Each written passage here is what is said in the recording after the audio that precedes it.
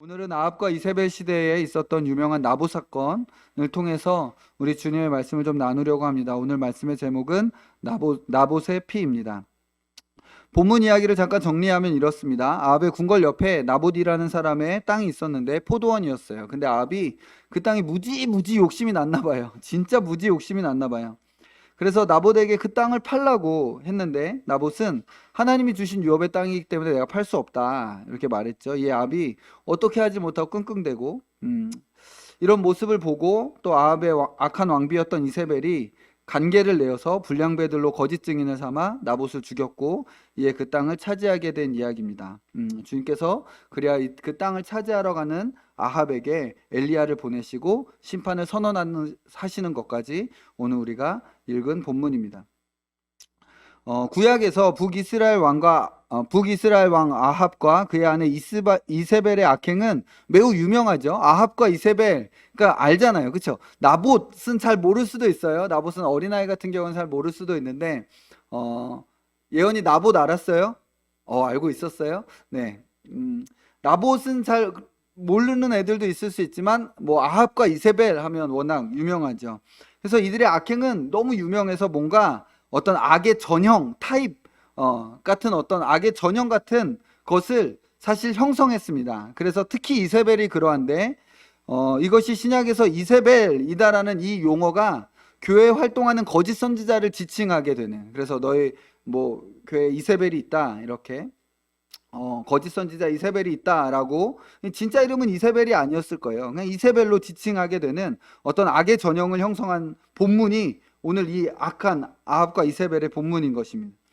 특별히 요한계시록에서는 이것을 좀 더 원리적으로 사도 요한께서 표현해 주시는데, 아합이라는 정치적 특성과 이세벨이라는 어떤 주술적이고 미신적이며 우상숭배적인 특징은 짐승과 짐승 위에 탄 여자라는 원리로 요한계시록에 나타나는 것을 우리가 보게 됩니다. 그래서 이들은 성도들을 핍박하고 성도들의 피에 취해 있는 세력으로, 그래서 땅에 있는 모든 성도들의 어떤 이 죽음의 피의 근원을 찾아보면 바로 이 음녀와 짐승이 나타난다라는 어떤 원리로 말하고 있는데, 이 아합과 이세벨은 사실 이 짐승과 음녀의 어떤 구약의 어떤 모형, 어떤 샘플이 되는 거죠.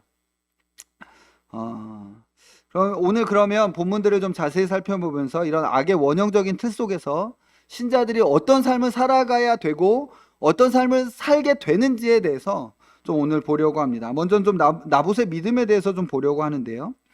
1절부터 3절까지 쭉 보면 3절만 제가 읽겠습니다. 나봇이 아합에게 말하되 내 조상의 유산을 왕에게 주기를 여호와께서 금하실지로다 하니, 아합이 나봇의 땅이 매우 탐났어요.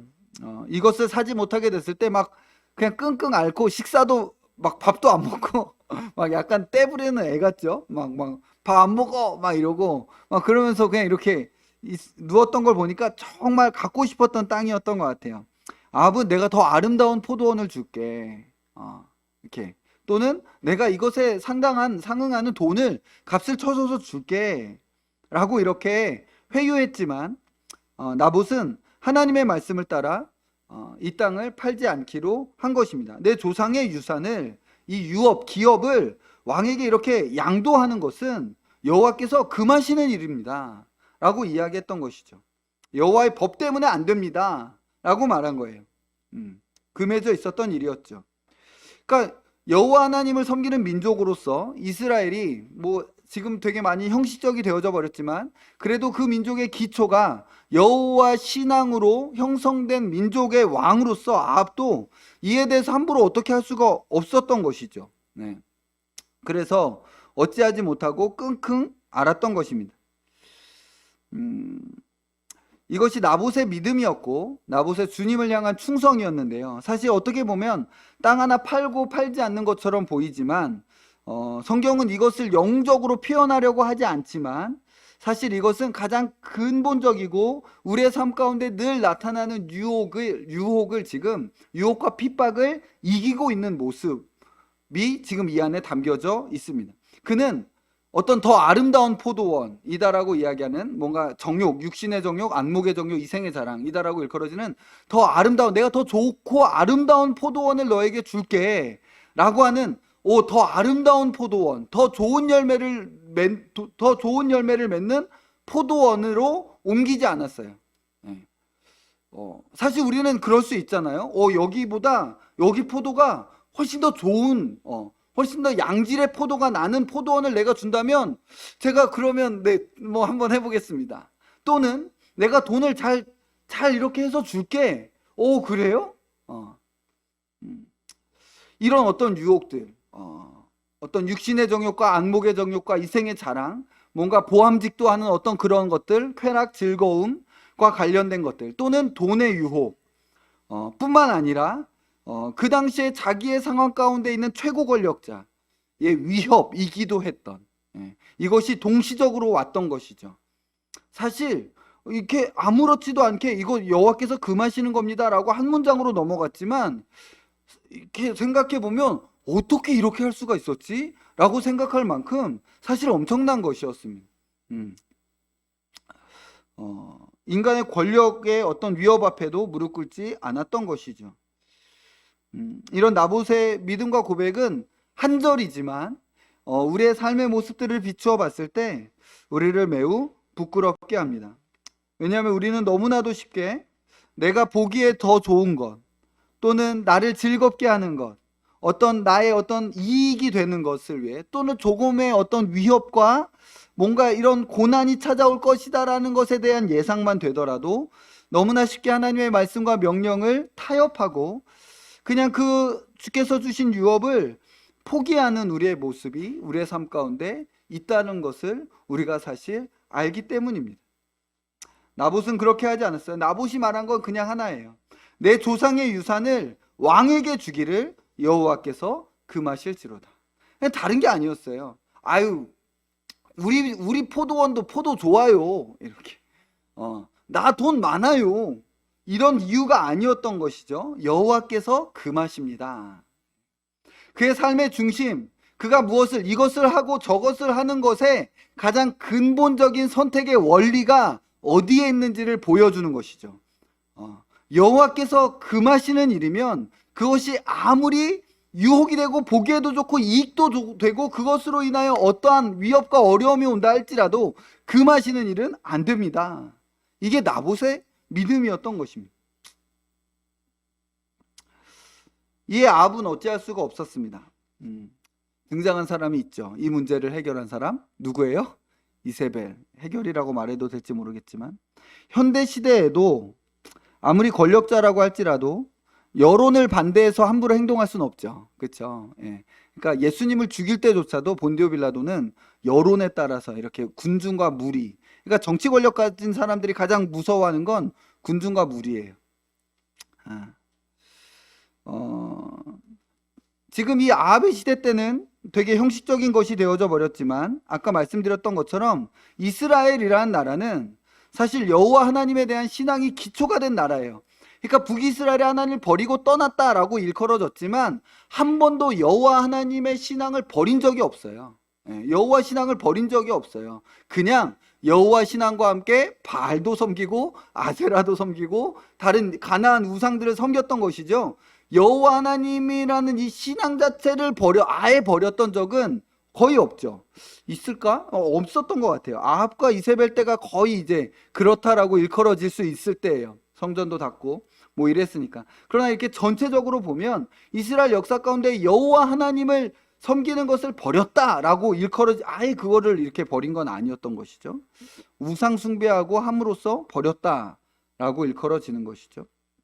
그러니까 여호와 하나님에 대한 신앙, 이 신앙적 행위, 믿음의 행위에 대해서 왕이라 할지라도 함부로 그것을 적대시하고 그것을 반대하는 행위를 할 수가 없었던 거예요.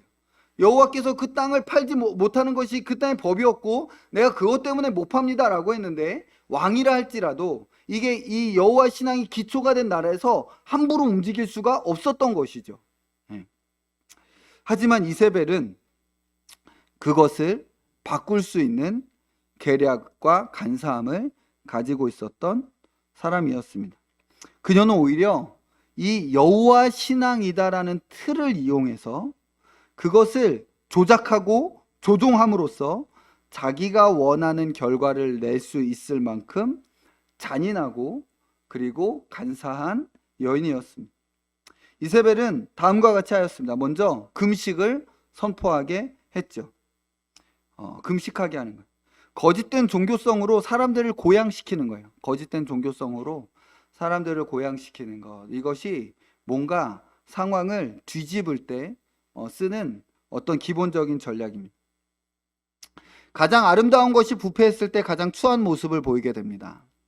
가장 아름다웠던 것이 부패하면 가장 추악한 모습이 돼요.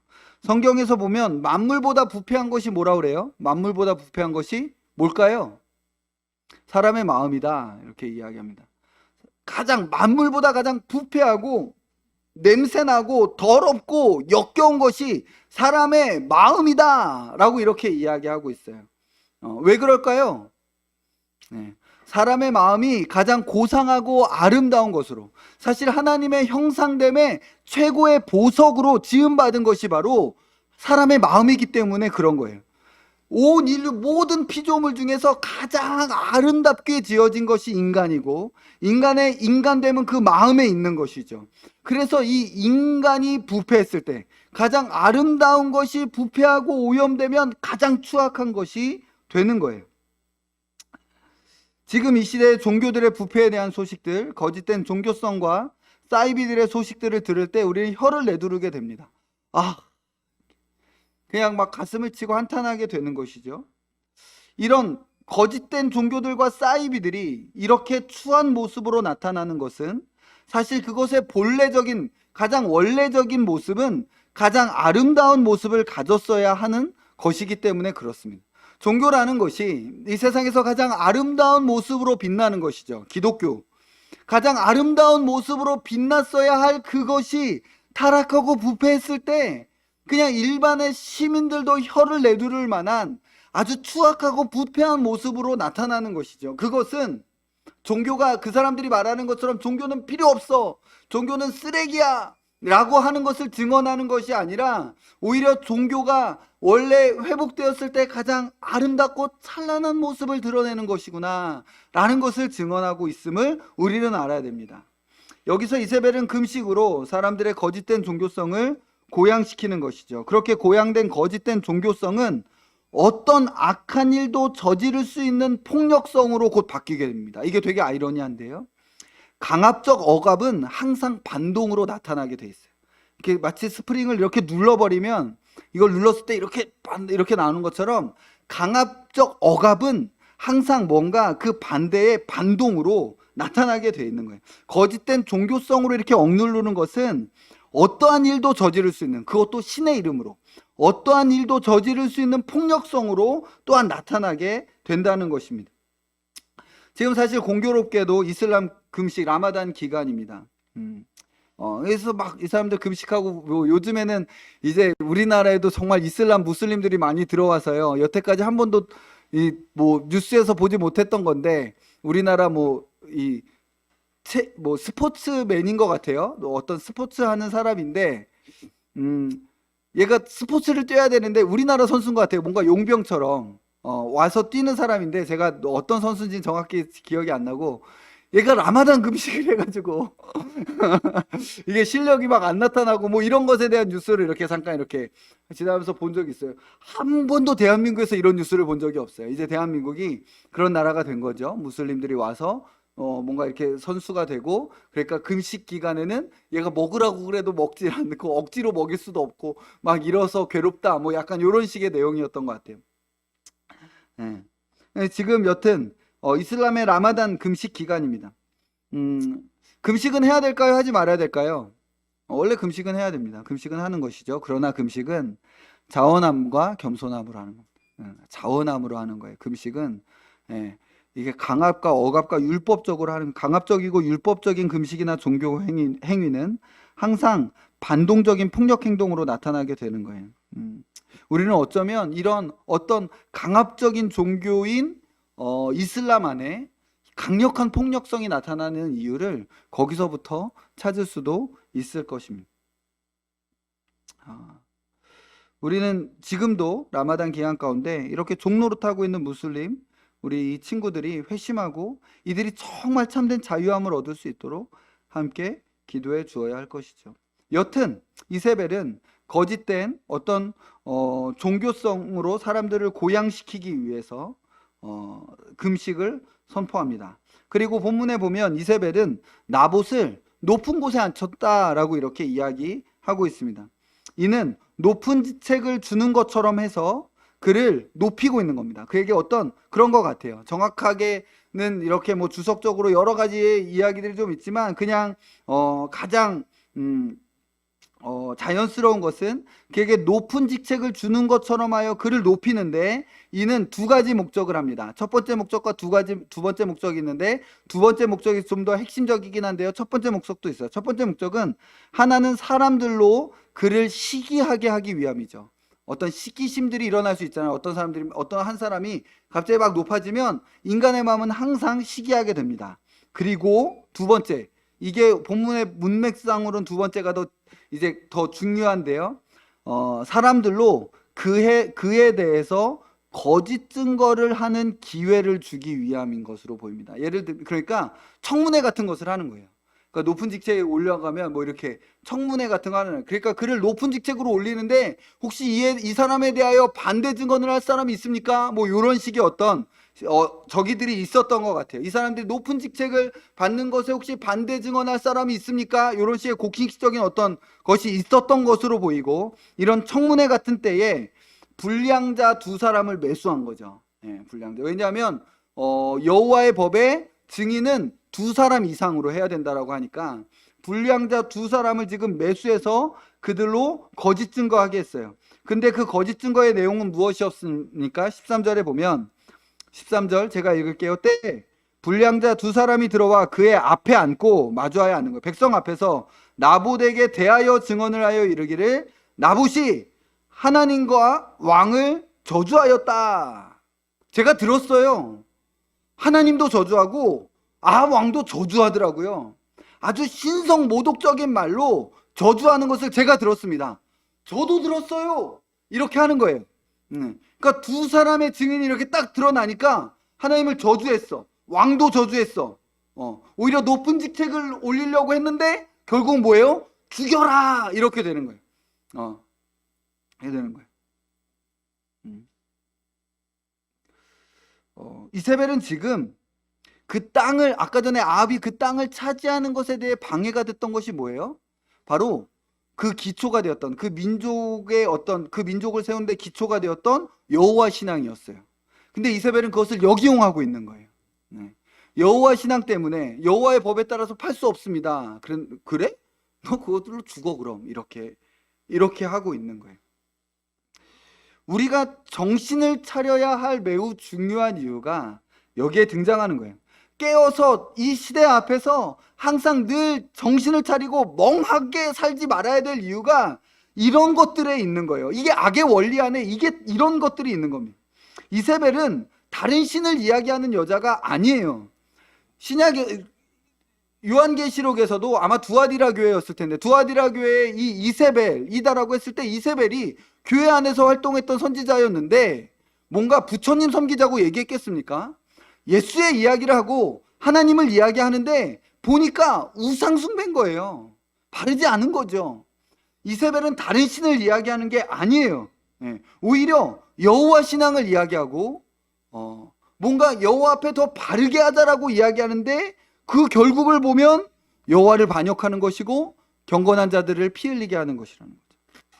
여러분, 나봇을 죽였을 때 이스라엘 사람들이 어떤 마음을 가지고 나봇을 죽였을 것 같습니까? 쭉 읽어보세요. 나봇을 죽였을 때 이스라엘 사람들이 어떤 마음을 가졌을 것 같아요? 이들이 내가 여호와를 반역해야지라는 생각으로 지금 나봇을 죽였을 거라고 생각합니까? 정반대죠. 오히려 우린 지금 경건하게 금식하고 있으면서, 지금 경건하게 금식하면서 여호와와 여호와께서 세우신 왕을 저주한 자를 우리 중에서 분별해내서 무리 중에서 끊어버렸어. 우리는 정말 여호와를 사랑하는 민족이야. 우리는 거룩하고 경건한 민족이야. 주님, 제가 이렇게 주님을 섬겼습니다. 라는 무언가 되게 마음 가운데 있는 만족감을 가지고 여호와를 반역하게 하는 거예요. 이게 이세벨이 하는 일이야. 이세벨이. 정말 끔찍한 일입니다. 우리 이렇게 그냥 정신없이 보면 아 이거 나쁜 사람들 이거 여호와 반역하고 있네 이렇게 했지만 정작 그 무리 중에 있는 사람은 여호와를 뜨겁게 섬기고 있다라고 여겼던 거예요. 지금 여호와를 향한 열정과 열심과 충성으로 내가 주님을 섬기고 있다라고 생각하고 있었는데 결국 보면 나봇은 죽은 거고 나봇의 포도원은 아합에게 넘어가게 된 거예요. 왜 이런 끔찍한 일들이 일어났습니까? 말씀을 모르기 때문에 그렇습니다. 말씀을 버렸기 때문이고 그 시대의 이세벨을 분별할 수 있을 지혜가 없었기 때문에 그런 것이죠. 말씀이 없어서 이세벨을 분별할 수가 없었던 것이죠. 이세벨은 직접 손을 댈 필요도 없었습니다.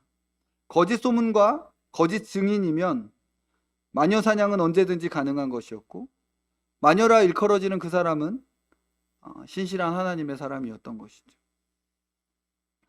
이것이 나봇을 죽인 이세벨의 관계였고 이세벨과 야합한 그 도시의 악한 장로들과 귀족들이다라고 오늘 본문에 표현되는 그 장로들과 귀족들은 이세벨에게 통보합니다. 14절 이세벨에게 통보하기를 나봇이 돌에 맞아 죽었나이다. 나봇 죽었어요. 끔찍하죠. 그러니까 이세벨은 이제 좋아라고 돈 줄 필요도 없어요. 제가 이거 다 했어요. 아합 죽었대요. 왕이 가서 가져요. 아합은 또 좋다고 그 나봇의 포도원을 향해서 달랑달랑 뛰어갑니다. 계시록에서 이것을 묵시문학으로 가르쳐주고 있는 것처럼 오늘의 본문의 이 사건은 이 세상 역사에서 사실 계속 일어나고 있는 일들입니다.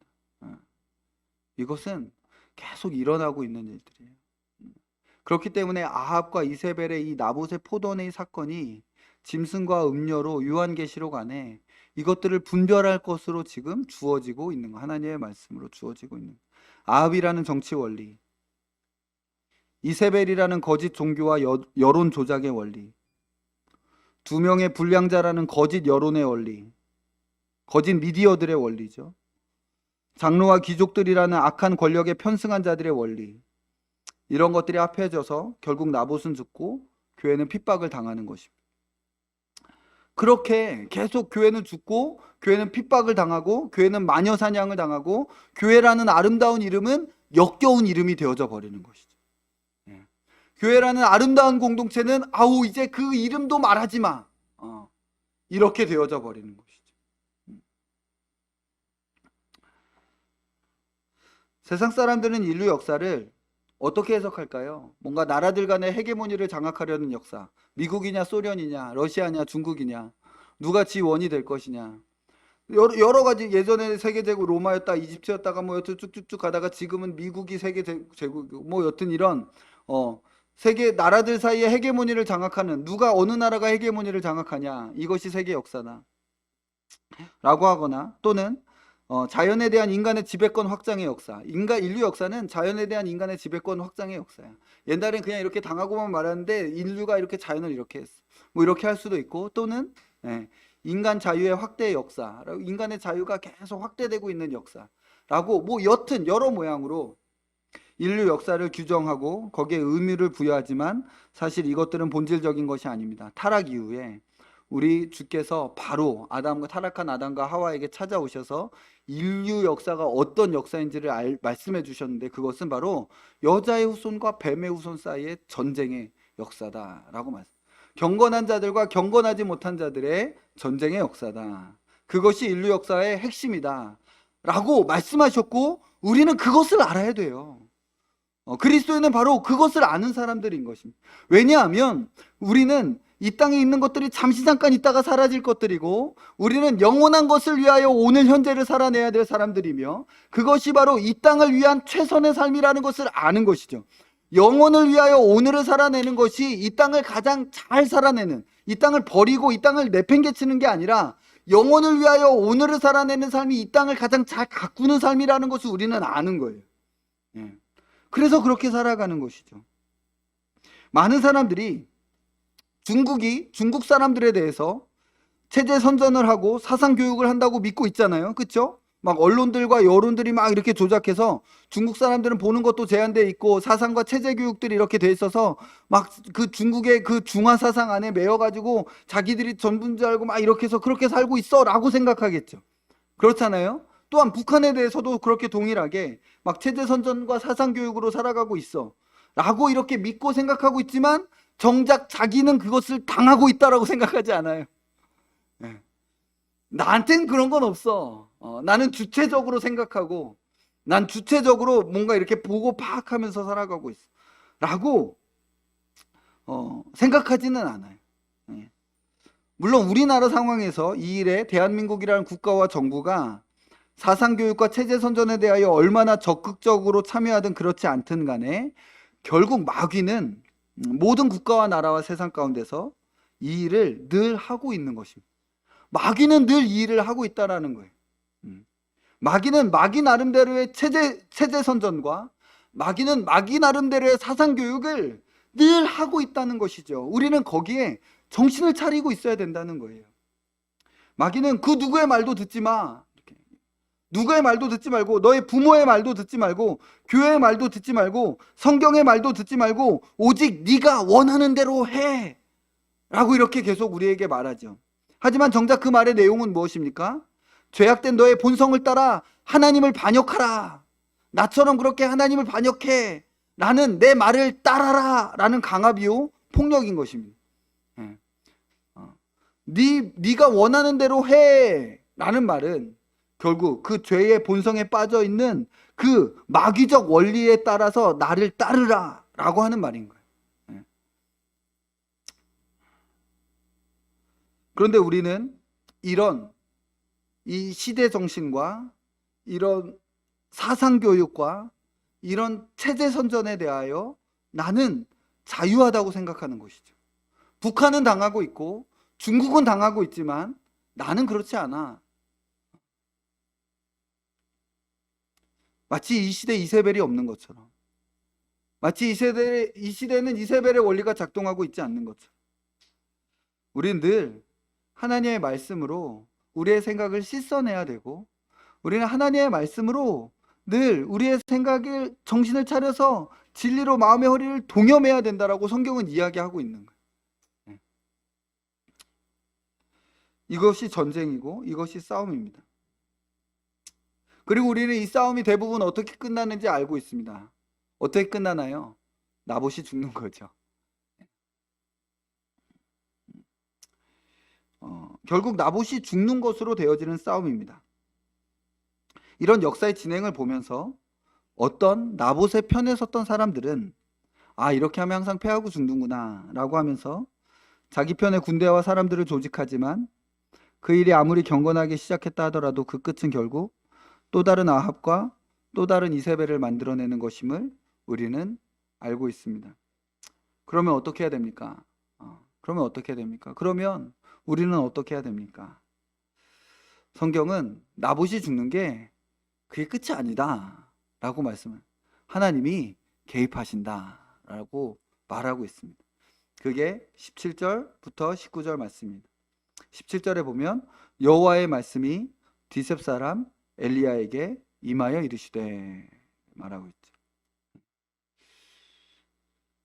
하나님의 명령을 따르려고 하는 사람이 죽임당함에도 불구하고 그들을 향한 모든 압제와 핍박과 죽음에도 불구하고 인류 역사는 다른 그 누구가 아니라 우리 하나님의 손에 있습니다. 아멘. 네, 인류 역사는 온 땅의 주인은 우리 하나님이신 것이죠. 우리는 그분을 믿습니다.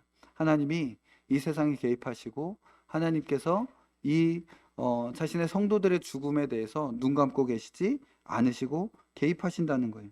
하나님은 선지자를 보내서 경고하시고 또한 심판하시는 분으로서 자신을 나타내십니다. 지금도 어린 양의 심판이 일어나고 있음을 우리는 보게 되는 거예요. 어린 양은 심판하신다. 어린 양은 지금도 심판하고 계시고 최후에 온전하게 그 심판을 드러내실 것이다 라는 것이 계시록의 모든 심판들의 말씀의 주제 아니겠습니까? 하나님께서 불의하게 흘린 피에 대해서 절대로 그냥 넘어가지 않으신다라는 거예요. 하나님은 그 피를 흘리게 하는 자들을 반드시 심판하신다라는 거예요. 그것이 성경이 말하고 있는 바예요.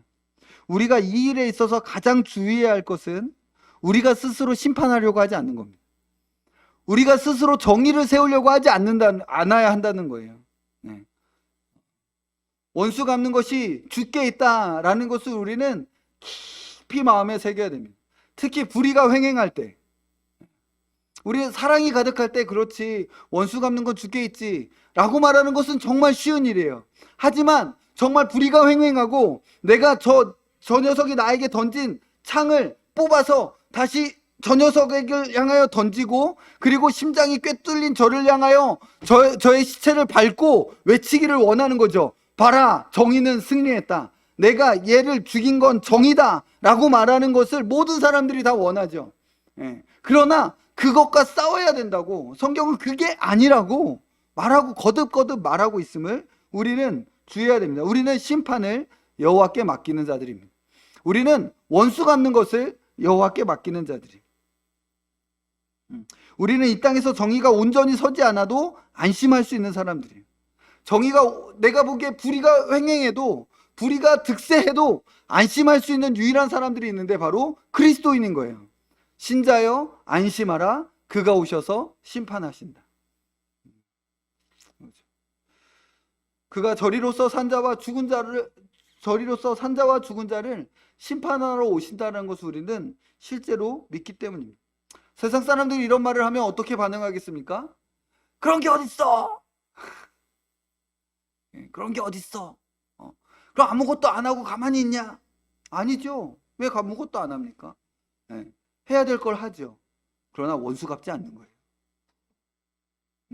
우리가 마치 재판장이나 심판자나 되는 것처럼 우리는 의의를 행하되 사랑 안에서 그것을 계속 해내는 거예요. 세상 사람들은 그렇게 못합니다. 왜 그래요? 저리로서 산자와 죽은 자를 심판하러 오시는 예수님에 대한 믿음이 없기 때문에 그렇습니다. 내가 정의를 집행하지 않으면 정의가 무너지고 불의가 이길 것이다라고 생각하기 때문에 그렇습니다.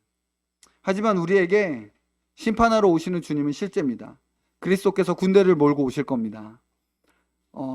그리스도께서 하늘의 군대를 몰고 이 땅 가운데 오셔서 그 여호사밧 골짜기의 모든 민족을 모으시고 그 열방을 공의로 심판하신다는 것을 우리는 믿는 거예요.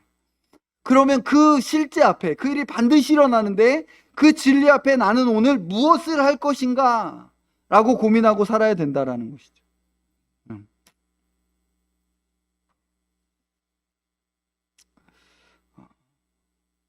저리로서 산자와 죽은 자를 심판하러 오시는 그리스도에 대한 믿음, 이것은 이 땅 가운데 신자가 어떻게 원수를 갚지 않고 어떻게 복수를 행하지 아니하며 의 안에서 사랑을 하는지, 사랑을 할 수 있는지에 대해 기초가 되는 것이고 근본이 되는, 이것을 잃어버리면 아마 할 수가 없어요. 근본적으로 우리에게 의로운 피 흘림이란 사실 없습니다. 유일한 의로운 피 흘림은 2000년 전 갈보리에서 흘린 우리 구주 예수 그리스도의 피밖에 없죠. 그 피의 주인께서 온 땅의 정의를 집행하러 오시는 겁니다. 그러나 그를 믿는 자들, 그 그리스도를 따르는 자들, 그의 명령에 순종하는 자들의 피 흘림을 여호와께서 의로운 피 흘림으로 여겨주신다라고 오늘 나봇의 말씀을 통해서 말씀해 주시는 거예요. 그리스도 안에서 그렇게 해주시는 거예요. 이 약해 빠져버린 죽음, 약해 빠져버린 죽음. 오늘 본문에서 보면 있잖아요. 나봇이 자기를 죽이려고 하는 이 시도들에 대해서 어떻게 저항했는지에 대해서는 한 문장도 나오지 않아요.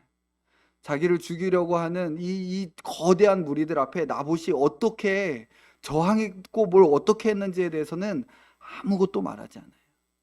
그냥 약해 빠져버린 죽음이죠. 꿈틀대지조차도 못한 죽음. 우리 구주, 그 나봇의 구주 그리스도의 죽음처럼 도살한 자의 손에서 그냥 잠잠히 소리도 내지 않고 죽음을 당했던 그 그리스도의 죽음처럼 그 죽음을 닮은 그 죽음이 바로 온 우주의 심판을 가져올 원수에 대한 가장 강력한 공격인 것을 우리는 믿는 겁니다.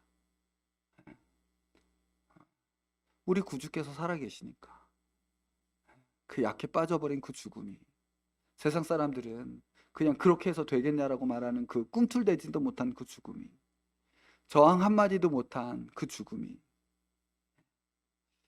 주님은 나봇의 피가 흘려지고 개가 나봇의 피를 핥은 그곳에서 아합과 이세벨의 피를 개들이 핥게 될 것이라고 말씀하셨습니다. 그리고 주님의 말씀은 물론 이후에 아합이 좀 회개해서 그것이 좀 유예되긴 했지만 아합은 어떻게 죽었습니까? 전장에서 죽어서 변장해가지고 살아보려고 막 변장하고 여호와께서 이번 전쟁에서 너 죽는다 이렇게 얘기했더니 살아보려고 변장했지만 우연히 시위를 담긴 것에 관통돼서 죽어서 그 마차를 찢는데 개들이 와서 그 피를 핥더라. 이세벨은 탑 같은 데서 던져서 누구죠? 예후. 그때 던져가지고 탑에서 떨어지니까 그는 시체를 찾지도 못했어요. 개들이 다 먹어버린 거죠. 하나님의 말씀대로 그렇게 심판이 오는 것이죠. 결론적으로 이것을 좀 나누고 마치려고 합니다. 우리는 어떻게 살아야 됩니까? 아합과 이세벨의 세상에서, 불량자들과 악한 장로와 귀족들의 세상에서 우리는 어떻게 살아야 됩니까? 하나는 나봇처럼 사는 것이고 또 다른 하나는 엘리야처럼 사는 겁니다. 먼저는 우리 안에 아합과 이세벨로부터 우리 안에 있는 나봇을 지켜내기를 배워야 합니다. 여러분, 우리는 정직하고 그냥 정말 그냥 정직하게 우리 안에 아합이 있고 우리 안에 이세벨이 있음을 주님 앞에 고백해야 됩니다. 이 아합의 이름은 탐심이고 욕심입니다. 다른 사람이 가지고 있는, 자기는 그렇게 풍족하고 많은 것들이 있지만 다른 사람이 가지고 있는 포도원 하나를 여호와의 법을 어기고조차도, 어기면서까지도 그것을 자기 것으로 만들고자 하는 그런 욕심, 탐욕. 이것이 아합의 다른 이름입니다. 또 우리 안엔 이세벨도 있습니다. 이세벨의 이름은 간사함이고 죄를 향한 잔인한 광기입니다. 자기가 그것을 얻어내고자 하려면 수단과 방법을 가리지 않고 여호와 신앙조차도 이용해버리고 하는 어떤 이 죄를 향한 잔인한 광기. 또 우리 안에는 불량자도 있습니다. 분명히 악하고 주께서 기뻐하지 않으시는 이름에 분명한데 그것을 정당화하고 그것에 대해 변명하며 오히려 나봇을 향해 거짓 증거하는, 하나님의 말씀대로 살면 인생이 재미없을 것이라고, 하나님의 말씀대로 살면 인생이 행복하지 않을 것이라고 거짓 증거하는 불량자들이 우리 내면에 있음을 우리는 직시해야 됩니다. 이런 악한 세력들로부터 우리 안에 나봇을 지켜내기를 우리는 배우고 훈련해야 됩니다. 나봇의 이름의 뜻을 한번 찾아봤어요. 나봇의 이름의 뜻이 뭘 것 같으세요? 생각보다 아름다운 이름을 가졌더라고요. 나봇. 우리말로 나봇 좀 약간 뭔가 발음이 뭔가 좀 그런데 열매라는 뜻을 가졌더라고요. 나봇이 열매라는 뜻을 가진 말이었습니다. 우리 안에 거룩한 열매 맺음을 위한 훈련, 이것이 우리에게 필요한 것이죠. 주께서 우리에게 주신 명령과 말씀을 타협하지 않고 지켜내는 것, 그것이 바로 나봇을 따르는 그리스도 안에서 열매 맺는 삶인 것입니다.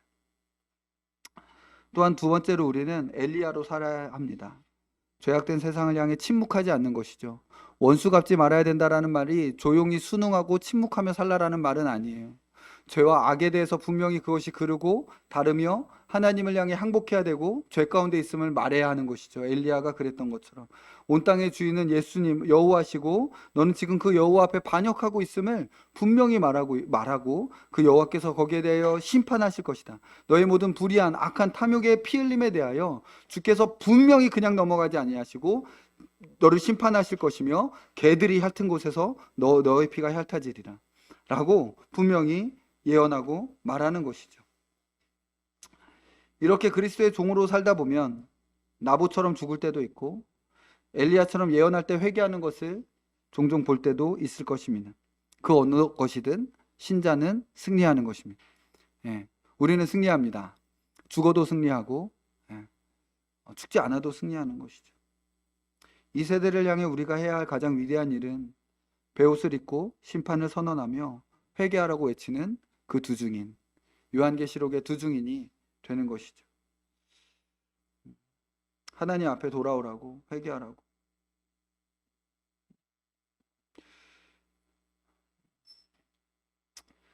그리스도의 피가 강같이 흐르고 그 속에 많은 나봇의 피가 흐르는 줄을 우리가 보고 알고 있습니다. 예. 우리의 피도 그 속에 섞였으면 좋겠습니다. 예, 거룩하고 경건한 자들로, 나봇의 열매 맺는 자들로 그렇게 살다가 그날에 주께서 영광 중에 다시 오실 때에 우리들의 포도원을 회복시켜 주실, 우리 좀 그 주님을 바라보며 믿음으로 삶을 걸어내는 우리 모든 사람들이 되면 좋겠습니다. 기도하겠습니다.